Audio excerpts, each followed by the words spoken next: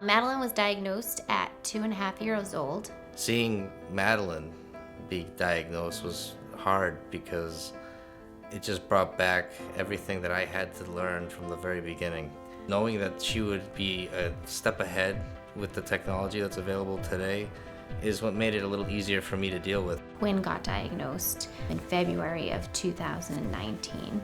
I was wondering, how am I going to play a soccer game with diabetes? How am I going to go to school constantly with diabetes? And it played out really well with the Omnipod. When the kids went on the Omnipod, I was a little nervous. It was different. I was used to the injections. But honestly, within a couple of days, I noticed how much easier life was on it. Managing 2 kids with diabetes is a lot of work. It's like the weight was lifted off my shoulders. It's freeing. It really is. I like the Dash PM because it's a small device that I can carry around without notice, really. I like the touch screen to it. It's just second nature. That's how easy it is.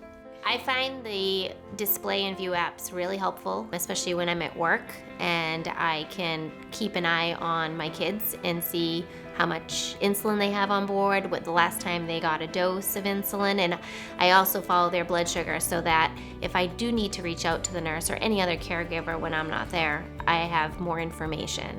I like the Calorie King because it makes carb counting a lot easier. It leaves less room for error by being able to put in the exact food that you're eating. And there's actually a lot of different restaurants in there. One particular advantage is the site tracker. Now that I'm able to use it pretty much all over, I can use that to sort of make sure that I'm using sites differently and so keep the absorption of the insulin at its peak. I think the zero basal feature is great because there are certain times when that is literally what I need.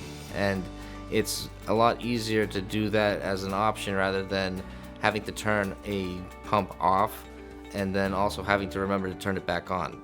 The goal of all this therapy is to make my life as normal as possible, and that's going towards that end.